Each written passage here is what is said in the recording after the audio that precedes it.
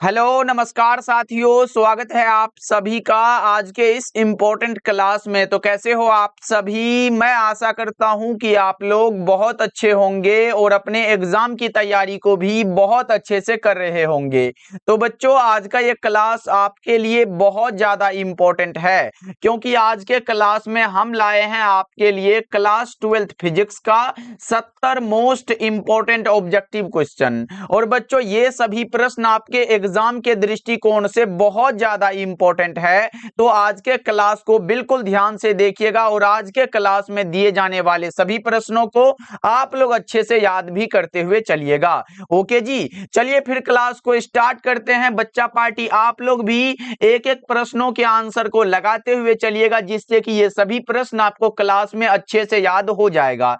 देखिए, पहला नंबर सवाल पूछा जा रहा है कि प्रकाश वर्ष का मान बराबर क्या होता है।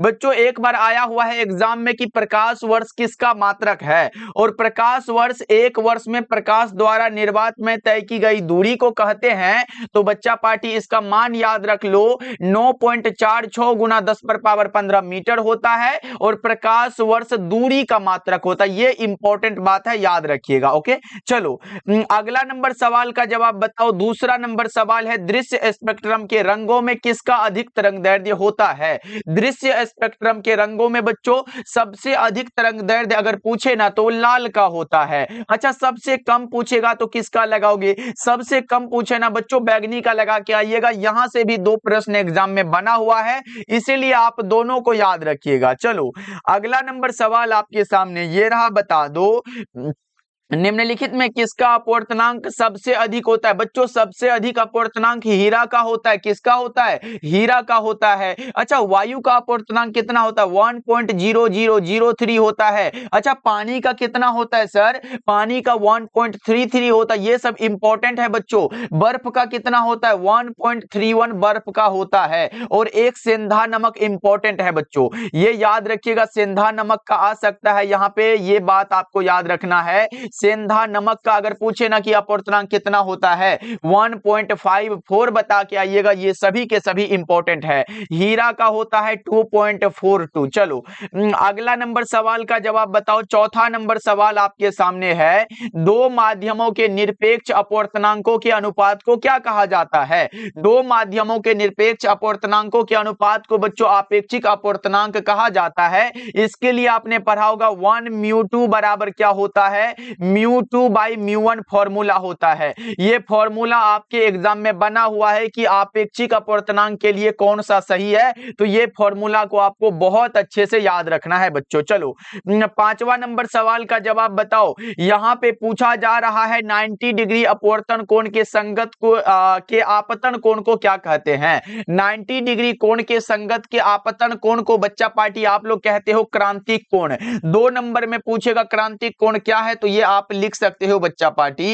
इसका मान माध्यमों के किसी युग्म के लिए क्या होता है? नियत होता है। सही जवाब ऑप्शन नंबर सी हो जाएगा। और बच्चों, यहां पे मैं एक इंपॉर्टेंट बात बता देना चाहूंगा, जितने भी बच्चे हमारे द्वारा तैयार फिजिक्स केमिस्ट्री और बायोलॉजी के इंपॉर्टेंट क्वेश्चन का नोट्स नहीं लिए हो, यानी कि अभी तक आपने फिजिक्स केमिस्ट्री और बायोलॉजी में क्या पढ़ा नहीं पढ़ा है, उससे उस नोट्स को कोई मतलब नहीं होगा। बस बच्चा पार्टी, हमने तैयार किया फिजिक्स केमिस्ट्री और बायोलॉजी के पूरे बुक से सिर्फ इंपॉर्टेंट क्वेश्चन का नोट्स, और उस इंपॉर्टेंट क्वेश्चन से एक भी क्वेश्चन बाहर नहीं आने वाला है। क्योंकि चाहे वो फिजिक्स हो, केमिस्ट्री हो, बायोलॉजी हो, एक सब्जेक्ट में आपको 50 से 60 सब्जेक्टिव क्वेश्चन मिलेगा और मात्र 200 ऑब्जेक्टिव मिलेगा। और बच्चों, फिजिक्स केमिस्ट्री और बायोलॉजी को मात्र आप 25 से 30 दिन में खत्म कर पाओगे, ये हमारी गारंटी होगी। क्योंकि इतना कम प्रश्न दिया जाएगा और उसी से एग्जाम में आएगा, ये भी हमारी गारंटी है बच्चों। इसका चार्ज मात्र 199 है, जिसमें कि आपको तीनों सब्जेक्ट मिल जाएगा, साथ में हिंदी का नोट्स बिल्कुल फ्री मिल जाएगा। तो इस नंबर पे आप कांटेक्ट कर लीजिएगा 7070821685 नंबर पे। और बच्चा पार्टी, चाहे आप हिंदी मीडियम से हो, इंग्लिश मीडियम से हो, ये दोनों मीडियम के लिए है। अच्छा सर, एग्जाम में नहीं आया तो क्या करोगे? बच्चों, ये 199 का 2 गुना रुपया आपका रिटर्न कर दिया जाएगा, ये हमारी गारंटी है। अगर आपने प्रदीप भैया पे भरोसा करके पढ़ाई कर रहा है तो एक एक बार इस नोट्स को जरूर पढ़िएगा। बच्चा पार्टी यही आग्रह करूंगा, एक बार सभी बच्चे जरूर पढ़िएगा। इसके बाहर एग्जाम में नहीं आना है, ये 3 सब्जेक्ट मुझ पे छोड़ दो और आप लोग उस नोट्स को एक बार पढ़ डालो। यहाँ पे है कि समतल दर्पण की वक्रता त्रिज्या कितनी होती है? अनंत होती है। कितनी होती है बच्चों? अनंत होती है। 6 नंबर सवाल का जवाब ए हो जाएगा। आप लोग भी ए बता के चलिएगा। अगला बताओ, यहाँ पे बच्चों स्क्रीनशॉट ले चुके हो नंबर का। चलो अगला नंबर सवाल का जवाब बताओ। 7 नंबर सवाल है, प्रकाश के तरंग गति सिद्धांत द्वारा किसकी व्याख्या नहीं होती है? ये प्रकाश विद्युत उत्सर्जन की व्याख्या नहीं होती है। सही जवाब ऑप्शन सी हो जाएगा। अगला बता के चलो, 8 नंबर सवाल है, प्रकाश की तीव्रता का व्युत्क्रम वर्ग नियम मान्य है किसके लिए? प्रकाश की तीव्रता का व्युत्क्रम वर्ग नियम बच्चों किसके लिए मान्य है? तो ये बिंदु स्रोत के लिए। Right answer option number A हो जाएगा। चलो अगला नंबर सवाल का जवाब बताओ। पूर्ण आंतरिक परावर्तन की स्थिति में परावर्तन गुणांक का मान कितना होता है? 1 होता है। भैया जी लगा दो ना, ऑप्शन नंबर बी करेक्ट हो जाएगा। चलो अगला नंबर सवाल का जवाब बताओ। एक पिन छिद्र कैमरा किस सिद्धांत पर कार्य करता है? एक पिन छिद्र कैमरा बच्चा पार्टी ये प्रकाश के रेखीय प्रसारण पर कार्य करता है। प्रकाश के रेखीय प्रसारण पर ये कार्य करेगा। ऑप्शन नंबर डी आपका बिल्कुल करेक्ट हो जाएगा। यहां पे बता के चलो, कांच से हवा में प्रवेश करते समय किस प्रकाश का क्रांतिक कोण सबसे कम होता है? सबसे कम जो होता है वो बैगनी के लिए हो जाएगा। अच्छा, सबसे अधिक किसके लिए? लाल के लिए होता है बच्चों, ये भी ध्यान रखिएगा। पूरे 70 ऑब्जेक्टिव तक आपको आंसर लगाते हुए चलना है। और बच्चों जितने बच्चे नए जुड़े हो, एक बार क्लास को लाइक कर लीजिएगा और सब्सक्राइब करिएगा और नोटिफिकेशन को ऑन कर लीजिएगा। डेली क्लास का टाइम शाम के 7 बजे और शाम के 8 बजे 2 क्लास होता है। यहाँ पे देखो, तालाब की तली कुछ ऊपर उठी हुई प्रतीत होती है, इसका कारण क्या है? इसका कारण बता के चलो बच्चों, प्रकाश का अपवर्तन होता है। सही जवाब ऑप्शन नंबर सी हो जाएगा। अगला बता के चलो कि एक उत्तल लेंस की क्षमता कितनी है? 2 डायोप्टर है। इसकी फोकस दूरी क्या होगी? जल्दी से बच्चा पार्टी। और इस क्लास से बहुत सारा प्रश्न आपके एग्जाम में डायरेक्ट देखने को मिलेगा, इसीलिए बिल्कुल ध्यान से क्लास को देखो आप लोग। यहां पे एक लेंस है जिसकी क्षमता कितनी है? 2 डायोप्टर है। आपने पढ़ा है कि सर P बराबर 100 बाई फोकस दूरी होता है। हमसे फोकस दूरी पूछा है तो 100 F बराबर 100 बाई P हो जाएगा। P हमारा 2 दिया गया तो 100 बटा में 2 लिख दो। 2 50 दूना के 100 होगा। F बराबर क्या हो जाएगा सर? F बराबर 50 सेंटीमीटर हो जाएगा। F बराबर 50 सेंटीमीटर। राइट आंसर आपका ऑप्शन नंबर बी हो जाएगा, ध्यान रखिएगा। चलो 14 नंबर सवाल है, एक गोलीय दर्पण को पानी में डुबा दिया जाता है, इसकी फोकस दूरी क्या हो जाएगी? समान रहती है। 14 नंबर सवाल का जवाब सी हो जाएगा। अगला बताओ आप लोग, यहां पे प्रश्न है, लेंस की क्षमता का ऐसा ही मात्रक क्या होता है? डायोप्टर होता है। अच्छा, एक मात्रक और होता है लेंस की क्षमता का, एक मात्रक और होता है जिसका नाम मीटर इनवर्स होता है। और बच्चों यहां से एक और प्रश्न याद रख लो। यहां पे क्या याद रखना है? पूछेगा उत्तल लेंस की क्षमता कैसी होती है। मोस्ट इंपॉर्टेंट बात मैं यहां पे लिख रहा हूं बच्चों। ये उत्तल लेंस की क्या पूछेगा? क्षमता पूछेगा। तो बच्चों उत्तल लेंस आए ना तो आप बताइएगा उत्तल लेंस की क्षमता जो है ना वो धनात्मक होती है। अच्छा, अवतल लेंस की क्षमता क्या होती है ये भी बताओ। अवतल लेंस की क्षमता बच्चा पार्टी, ये 2 इंपॉर्टेंट प्रश्न यहां से बनता था, मैंने आपको यहां पे बता के चला है। अगर अवतल लेंस की क्षमता पूछे ना बच्चों, आप ऋणात्मक बता के चलिएगा। क्या यहां पे ऋणात्मक बता के चलना है। मोस्ट इंपॉर्टेंट क्वेश्चन यहां से बन गया बच्चों। चलो अगला नंबर सवाल का जवाब बताओ। यहां पे 16 नंबर सवाल है, जब प्रकाश एक माध्यम से दूसरे माध्यम में प्रवेश करता है तो कौन सी राशि परिवर्तित नहीं होती है? नहीं परिवर्तित होती है आवृत्ति। राइट आंसर आपका ऑप्शन नंबर बी हो जाएगा। चलो अगला नंबर सवाल बताओ, किसी वस्तु का प्रतिबिंब मनुष्य की आंख के किस भाग पर बनता है? यह आपने पढ़ा होगा, रेटिना पर बनता है। और कैसा प्रतिबिंब बनता है? वास्तविक एवं उल्टा प्रतिबिंब बनता है। कैसा बच्चा पार्टी? वास्तविक और उल्टा प्रतिबिंब बनता है, यह भी ध्यान रखिएगा आप लोग। चलो अगला नंबर सवाल का जवाब बताओ। एक लेंस की फोकस दूरी 20 सेंटीमीटर है तो इसकी क्षमता क्या होगी? वही वाला फॉर्मूला लगा दो। P बराबर 100 बाय फोकस दूरी, हमारे सामने फोकस दूरी 20 दिया गया है, तो 100 बट्टा में 20, 20 का 20, 20 बचे का 100 हो जाएगा। तो P बराबर क्या होगा, पावर बराबर 5, और पावर मतलब शक्ति का डायोप्टर में, लेंस का क्षमता किस में, डायोप्टर में होता, तो P बराबर 5 डायोप्टर हो जाएगा। राइट आंसर आपका ऑप्शन नंबर डी हो जाएगा। ओके, चलो अगला नंबर सवाल का जवाब बताओ। यहां पे प्रश्न है कि किस दृष्टि दोष के निवारण के लिए बेलनाकार लेंस का उपयोग किया जाता है। बच्चों मैंने बताया है, निकट दृष्टि दोष को दूर करने के लिए अवतल लेंस का यूज होता है, दीर्घ दृष्टि दोष के लिए उत्तल लेंस का यूज होता है, जरा दृष्टि दोष को दूर करने के लिए बाइफोकल लेंस का यूज होता है। भैया किसका, बाइफोकल लेंस का यूज होता है, और अबिंदुकता को दूर करने के लिए बेलनाकार लेंस का यूज होता है। किसका, बेलनाकार का। हमसे बेलनाकार पूछा तो अबिंदुकता को दूर करने के लिए सही जवाब ऑप्शन नंबर डी हो जाएगा आपका। चलो अगला नंबर सवाल का जवाब बताओ। कांच के एक अवतल लेंस को जब जल में डुबाया जाता है तब यह कैसा हो जाता है, कम अपसारी। बच्चों कैसा होता है, कम अपसारी होता है। राइट आंसर आपका ऑप्शन सी हो जाएगा। अगला बता के चलो आप लोग, सरल सूक्ष्मदर्शी की आवर्धन क्षमता क्या होती है। आपने पढ़ा है ना बच्चा पार्टी, m बराबर 1 प्लस डी बाई एफ होता है। ये फॉर्मूला को आप भूल गए क्या बच्चों, m बराबर 1 plus D by F. Right answer option number C होगा 21 का। चलो 22 नंबर सवाल को देखते हैं। बच्चों जितना भी प्रश्न अलग से बताऊं ना वो समझ लेना इंपॉर्टेंट है, तभी सर बता रहे हैं, इसलिए उसको भी रटते हुए चलिएगा आप लोग। यहां पे देखो, खगोलीय दूरदर्शी में अंतिम प्रतिबिंब कैसा होता है। खगोलीय दूरदर्शी में बच्चों अंतिम प्रतिबिंब आभासी और उल्टा होता है। कैसा होता है, अच्छा बताओ।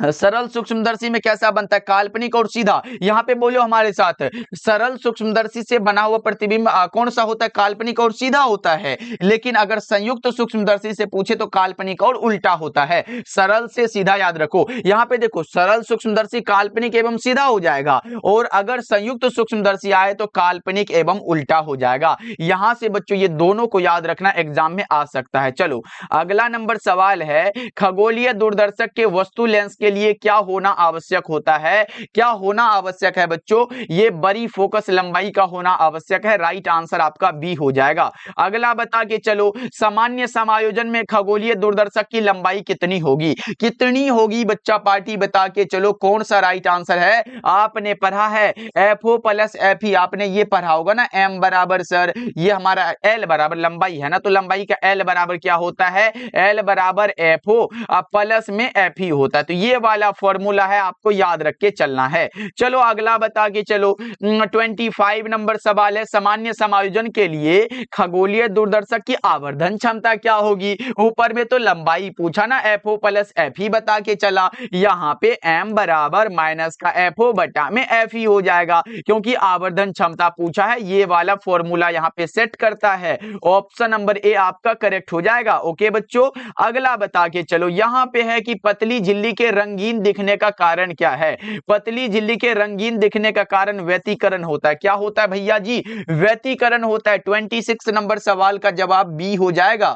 ओके चलो 27 नंबर सवाल का जवाब बताओ। आसमान का रंग नीला दिखने का कारण क्या है। आसमान का रंग नीला दिखने का कारण प्रकीर्णन है। क्या है, प्रकीर्णन है। ऑप्शन ए आपका सही हो जाएगा।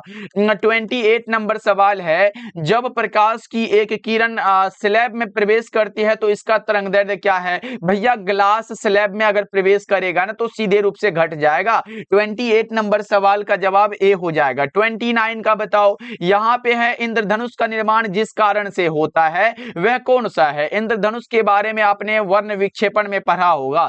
इंद्रधनुष का निर्माण बच्चों वर्ण विक्षेपण में होता है। चलो अगला नंबर सवाल है, प्रकाश के रंग का कारण क्या है। इसकी आवृत्ति। प्रकाश के रंग का कारण बच्चों इसकी आवृत्ति है। राइट आंसर ए होगा। और बच्चा पार्टी आप लोग एक बार क्लास को लाइक कर दीजिएगा जी। जितने बच्चे देख रहे हो ना, आप लोग भूल जाते हो क्लास को लाइक करने के लिए। लाइक कर दोगे तभी तो मजा आएगा ना जी। एक बार सभी बच्चे लाइक वाले बटन को देखो, ऐसे करके होगा ना थंब वाला इमोजी, उसको दबा दोगे ना तो मजा आएगा ना। एक बार सभी बच्चे क्लास को लाइक कर लीजिएगा। अगर नए जुड़े हो तो सब्सक्राइब करके डेली क्लास का इंतजार कीजिएगा, शाम के 7 बजे और शाम के 8 बजे। ओके चलो बताओ, यहां पे है कि एक पतले प्रिज्म द्वारा न्यूनतम विचलन का कोण कोण क्या होता है ये हमने आपको बताया था। डेल्टा एम बराबर क्या होता है, म्यू माइनस का 1 इंटू में ए होता है, फॉर्मूला है, ये सब आपको ध्यान रखना है। म्यू माइनस का 1 इंटू ए, राइट आंसर ऑप्शन बी हो जाएगा।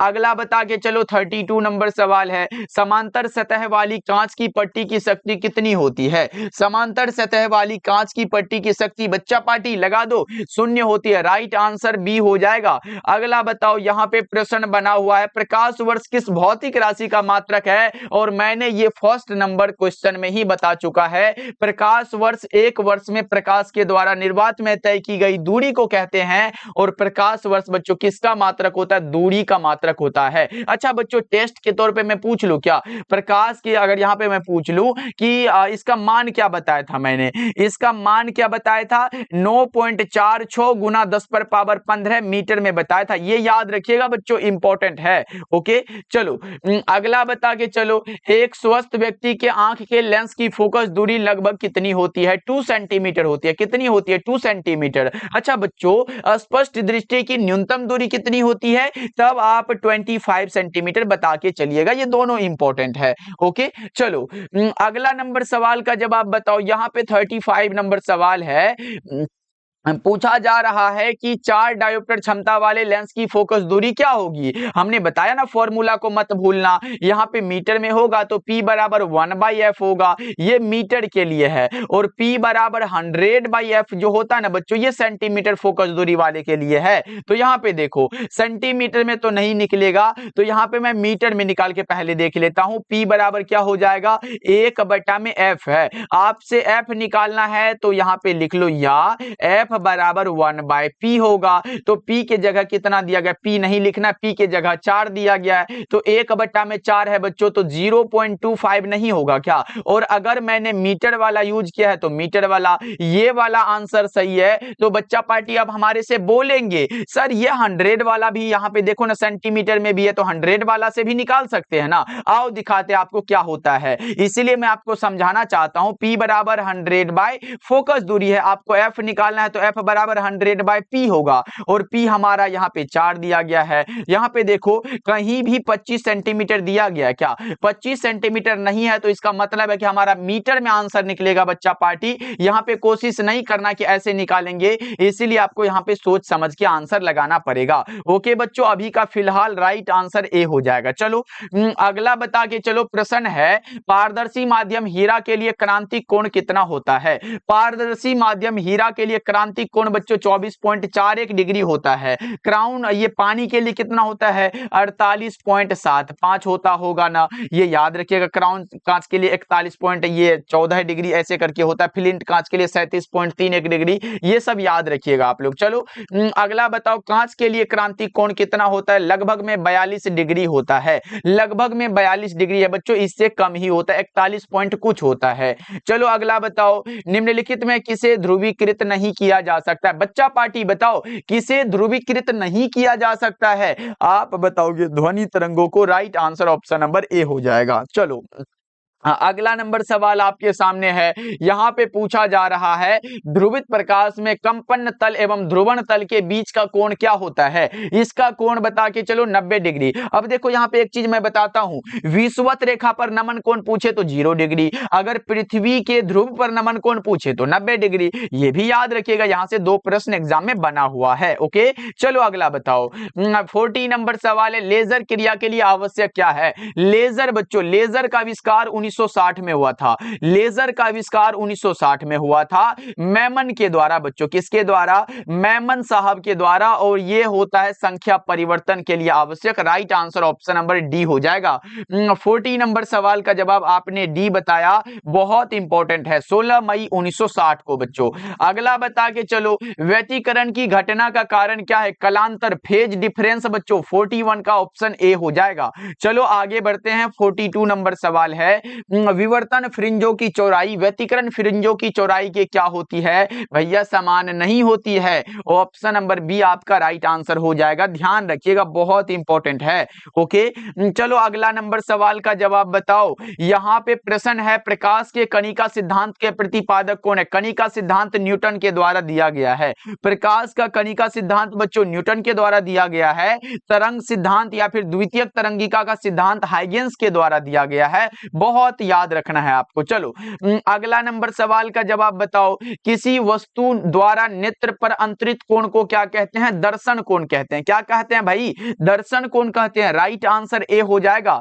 अगला बता के चलो, यहां पे निम्नलिखित में से कौन संबंध द्रव्यमान और ऊर्जा के लिए सही है? आपने पढ़ा होगा द्रव्यमान ऊर्जा समतुल्यता संबंध, जो कि आइंस्टीन ने दिया है, E बराबर mc स्क्वायर के बारे में, और यही आपसे पूछा है E बराबर mc square. Right answer option C हो जाएगा। किसने दिया था? आइंस्टीन साहब ने बच्चों, याद रखिएगा आप लोग। चलो अगला बता के चलो, विवर्तन की घटना को कितने भागों में बांटा गया है? विवर्तन की घटना को बच्चों दो भागों में बांटा गया है। एक होता है फ्रेनेल का विवर्तन, दूसरा होता है फ्राउनहोफर का विवर्तन। चलो अगला बता के चलो, 47 नंबर सवाल है, ध्वनि तरंगों की प्रकृति कैसी होती है? अनुदैर्ध्य होती है। और अनुप्रस्थ किसका होता है? प्रकाश तरंगों की प्रकृति बच्चों कैसी होती है? यहां पे अगर पूछे ना प्रकाश तरंगों की प्रकृति कैसी होती है, तब आप अनुप्रस्थ लगा के चलिएगा। ओके बच्चों, अगला बता के चलो, 48 नंबर सवाल है, किसी बिंदुवत स्रोत से परिमित दूरी पर तरंगाग्र कैसा होता है? गोलाकार होता है। कैसा होता है? गोलाकार होता है। Right answer option number A हो जाएगा। ओके चलो अगला नंबर सवाल है, किरचॉफ का द्वितीय नियम क्या है? भाई किरचॉफ का द्वितीय नियम ऊर्जा संरक्षण नियम का पालन करता है। किरचॉफ का प्रथम नियम आवेश संरक्षण नियम का पालन करता है। लेंज का नियम भी ऊर्जा संरक्षण नियम का पालन करता है। ये सभी याद रखना है। राइट आंसर बी हो जाएगा।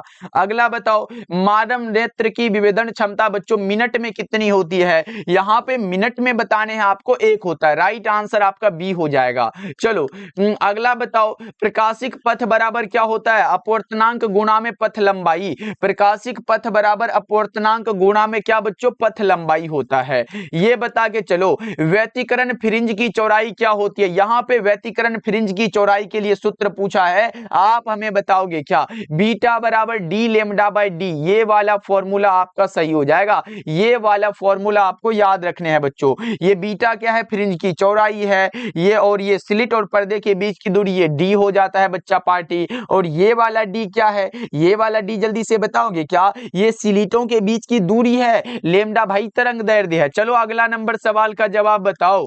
यहां पे है, विनाशी व्यतिकरण के लिए पथांतर कितना होना चाहिए? विनाशी व्यतिकरण के लिए भैया, विनाशी व्यतिकरण के लिए 2n+1 इंटू लेमडा बाय 2 होता है। आप हमें बताओ रचनात्मक व्यतिकरण के लिए क्या होगा? यहां पे रचना, भैया यहां पे रत्ना लिखा गया, 1 मिनट बच्चा पार्टी, यहां पे लिख लो। अगर रचनात्मक व्यतिकरण के लिए पूछेगा बच्चा पार्टी, तो क्या लगाओगे? वो हमारा क्या होता है? 2n इंटू लेमडा बाय 2 ऐसे करके होता है। ये हो गया विनाशी व्यतिकरण के लिए, और ये हो गया रचनात्मक व्यतिकरण के लिए, क्योंकि व्यतिकरण दो प्रकार के होते हैं। ओके चलो अगला नंबर सवाल आपके सामने है, जीवाश्म की आयु पता की जाती है कार्बन डेटिंग से। ऑप्शन ए करेक्ट हो जाएगा।